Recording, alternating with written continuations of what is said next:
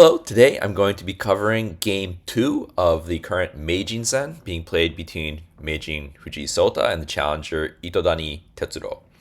Now, in the first game, Itodani was Sente and he played a very strange opening. He played actually double pushing his edge pawn, and it ended up being kind of a one-sided game where Fujii kind of just like got the advantage and carried it through all the way to the end game. So a lot of people are very interested in this matchup, mainly because Itodani is a very different type of player than most of the players that Fujii's been playing in his title matches, like Nagase Ito. They are very research-oriented players. They're prep-oriented. They research these bishop exchange lines 90 moves in, whereas Itodani is more of a wing it, free flow. They call it Rikisen in Japanese, which kind of just means like strength match, where it's like I don't want to play book lines. I kind of want to get into weird scenarios, and so that's kind of what he was trying to do in the first game with the double edge push, and you can see he's kind of doing it again here,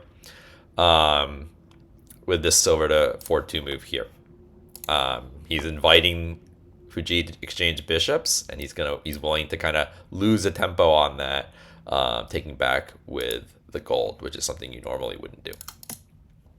Fujii decides I'm just going to go ahead and trade the pawns and retreat my rook to 2-5. One of the really interesting things about this game is that the opening was very slow paced. So in a lot of these like research oriented matchups that Fujii is playing Nagase Ito, they end up blitzing like 50, 60 moves in the opening. And the first day they'll play 70, 80 moves and they'll get into almost even the end game in the first day. But because Itodani's playing kind of these offbeat openings, or you can't really even call them openings. He's really just freestyling stuff. They've been taking a lot more time in the openings. So here another interesting move from Fujii. He decides I don't need to defend the 8th file pawn exchange. I'm just going to bring my bishop straight out to 6-6. Itodani goes ahead and starts to bring his silver into the game. And I think we're going to get around here where things get a little bit strange on Itodani's side. So a lot of these are kind of just like natural developing moves. And here, kind of out of nowhere, Itodani decides to bring his rook to the middle of the board. So again, you can kind of see and sense his style, which is very improvisational. This is normally something you don't want to do. He's spent 2 moves pushing the pawn on the 8th file.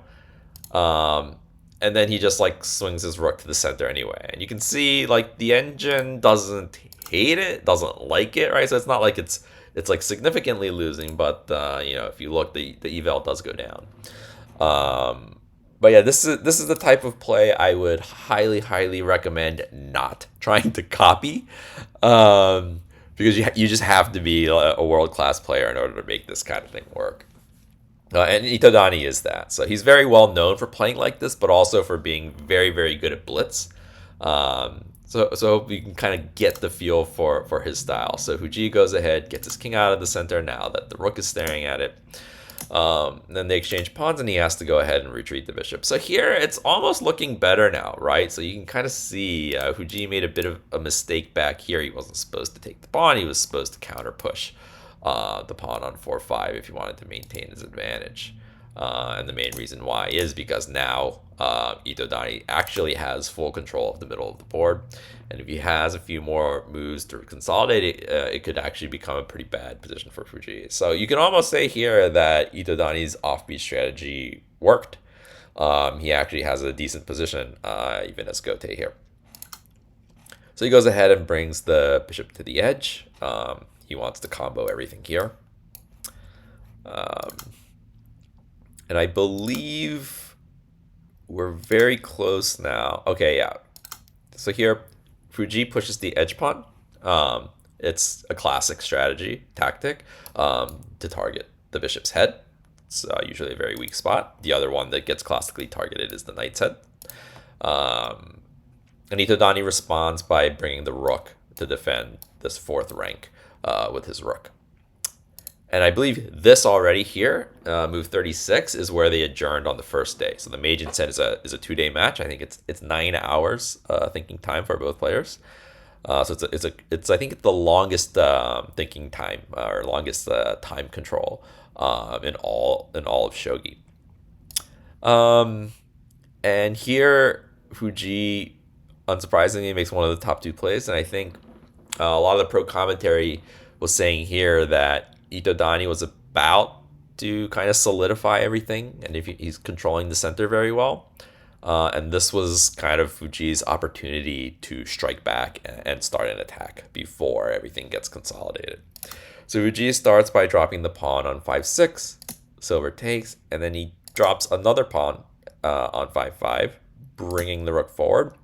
And this was a really nice move sequence in order to reactivate the bishop, right? So he kind of made a bit of a mistake in the middle in that early game there where his bishop became very passive back here on 4-8. But he was able to sacrifice 2 pawns in order to activate it again. So Itodani retreats his rook back to 5-2. If you're a Nakabisha player, you are probably used to bringing the rook back to like 5-1 instead to help defend the back rank. But there are some tactics that can happen here. I can't remember exactly how it goes. There's some tactics here where at some point potentially the gold ends up on 3-3 and there's a fork. And so that's kind of why he decided to bring it back to 5-2. So here, silver's Fujii takes the silver, and Itodani makes this really nice in-between move, knight to 3-3. So obviously the natural, obvious thing to do is to take back with the rook, but if you do that, Fujii's going to get the lance, and he's basically in just like a completely winning position at this point. So Itodani had to kind of make this clever move, knight to 3-3. It blocks the bishop diagonal, and at the same time counterattacks the rook. So actually he's kind of like forking these 2 pieces right now. But of course he's already kind of given up the silver. So Fujii kind of goes for the most forcing line, which is bishops takes the knight. And then after the gold takes, he retreats the silver out of the way. And what we essentially got here is a bishop for a silver and a knight, so a 2-piece exchange. And generally speaking, the 2-piece exchange is going to favor the player who got 2 pieces, even if they had to give up 1 major piece for it. But in this specific instance, it's a pretty even trade, actually, because Itodani's rook is so strong compared to Fujii's rook over here. And second, Fujii doesn't have any pawns in hand. And so there's actually a critical weakness here, which is actually this silver. It's hanging, and it's also on like similar diagonals to 2 other pieces that are hanging. So the critical move in this position was actually bishop drop on 9-2. And technically he could have dropped on 8-3. 7-4 is not quite as good because it can get blocked with tempo by the silver. But really the critical idea here was to take this diagonal to really leverage the fact that Fujii doesn't have any pawns, right? So if Fujii has a pawn here, he can just block the diagonal with the pawn, and he's completely fine. But this actually becomes very difficult to defend without the pawn. And I believe the engine wants, for example, silver drop 4-8. That feels bad that you have to drop this piece back into your camp. I believe technically something like silver back to 3-8 is just fine. The most natural move would be silver back to 5-8, but this actually is a losing move after pawn drop on 5-3. And if you take, there's actually this rook sacrifice into promoting the bishop and forking the king and the rook. Yeah, so if Itodani could have played this, it would have been really even match. They did talk about this in the post-game analysis, and he actually said he was more thinking about 8-3. I believe the engine likes 9-2 better just because the bishop's a little bit more defended. It's harder to harass it later on, so like, you know, with like a silver drop or something. But he said, you know, he couldn't find a way to make everything work. And what he means is, you know, in these 2 variations that I showed, silver drop 4-8 and silver back to 3-8, technically he's not able to break through, but it would have been a much better, more even position than what he ended up getting. So in a lot of those variations that Itodani was afraid of after dropping the bishop, One of the reasons why it's still, a playable position for Fujii, despite, this bishop being so powerful on this diagonal, is that he has this counter drop, knight drop on 4-5, hitting the gold and potentially blocking the rook in the future. So Itodani decided, okay, before I go for this bishop drop, let me go ahead and prevent pawn on 4-5. The problem for Itodani with this move is that it's slow, right? It's giving the tempo to Fujii, and he actually has a really nice move. He finds the best move here, pawn push to 1-5. And now Fujii's just kind of got a really nice advantage. But Itodani has some tricks up his sleeve. So first he goes ahead, gets his bishop out of the way. After pawn takes, he goes ahead and plays gold to 4-3. This is essentially Itodani saying, okay, I understand my position is bad, but I'm going to fight. I'm going to try and defend and defend. So this in Japanese, they call it nebari or nebaru. And it really just means like you're going to try and be annoying and make life as difficult as possible. So it's really, he's just trying to like get his gold back into a position where it's kind of contributing in the game. Whereas on 3-3, it's a bit far away from his king. And like he's already kind of conceding that Fujii is going to be able to break through on this side of the board. This was a move that surprised a lot of people. Fujii goes ahead and drops the silver on 1-5. This is a type of move you really also don't want to make unless you're reading very deeply into exactly how the game's going to go.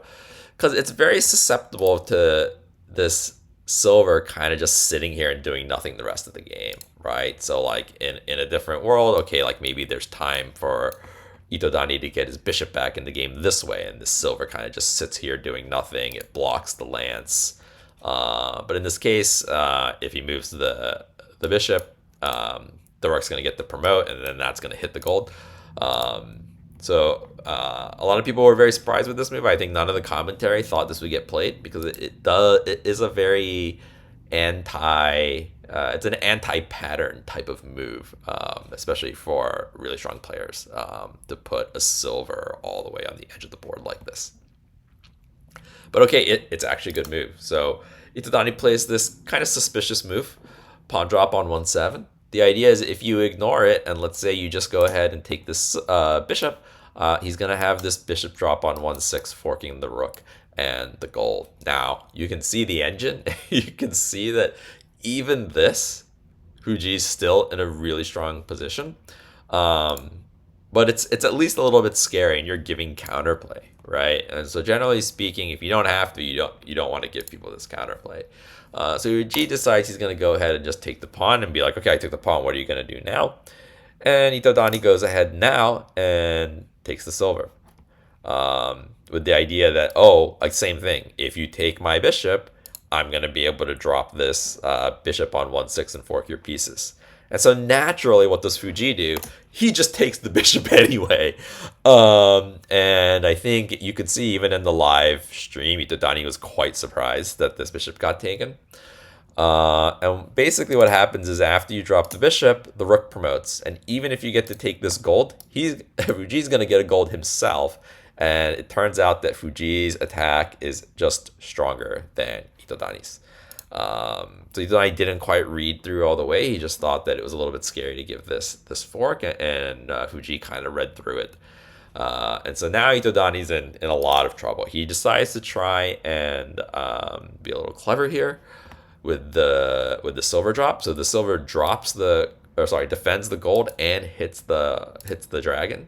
So if you do something like run the dragon, you give up a lot of the advantage because now he's getting the gold and you're not. But of course, the goat, he goes ahead and plays an incredible move here. Bishop drop to 2-7. So number one, it's blocking this.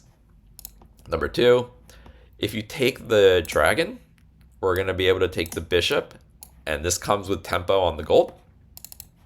And if you take the bishop, we can just take back with the dragon and get out of it. So probably like the two really decisive moves in this game was Lance taking the bishop and then this bishop move. After this, it became very difficult for Itodani to really even mount any sort of counterplay. So what we end up getting is taking the dragon, taking the bishop, pawn drop. This is a classic shogi proverb. In order to defend against major pieces, bring them closer. And then he goes ahead and tries to defend with the gold. But Fujii finds this nice move, bishop drop on 4-3. So when you take the bishop, he gets to take back with the horse, while making a horse and still having an attack on the rook. Itodani goes ahead and tries to at least set up some sort of counterplay with this pawn, but even this gets ignored with this pawn drop on 5-3. If you take it, knight comes in with tempo on the rook. So instead, Itodani tries to run away, but still, knight jump, kind of adding pieces to the attack. You can kind of see here, I think the engine wants the gold drop to happen right away.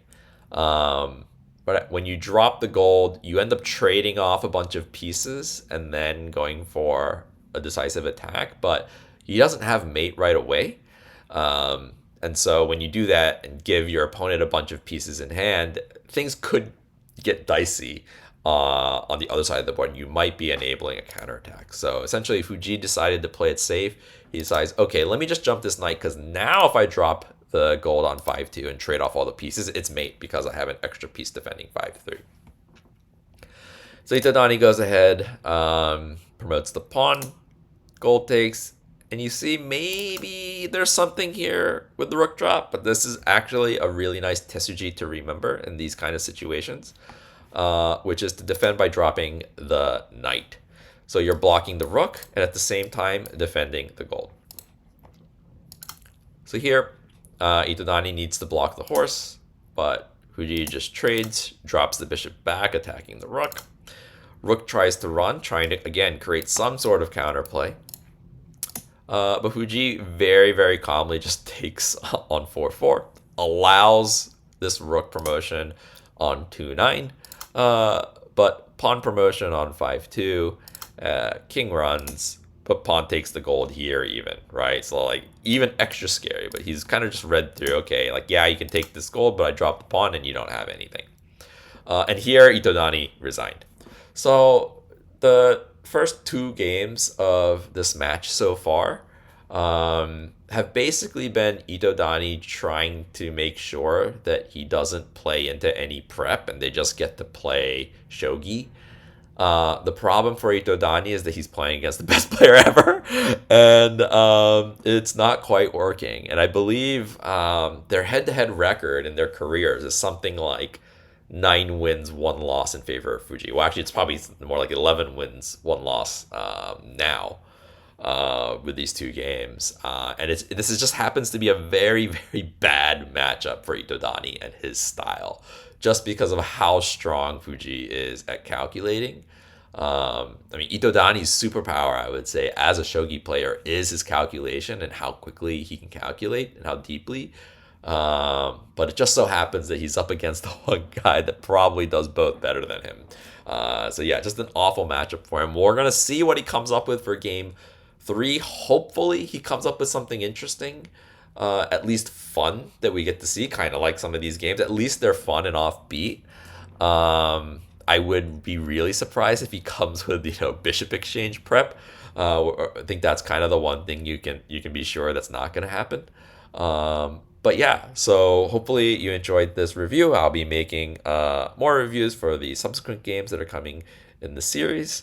So yeah, if you're not following already, give me a follow and you'll be able to get the notifications, or I'll be in your feed, or however YouTube works. Thanks. See you next time.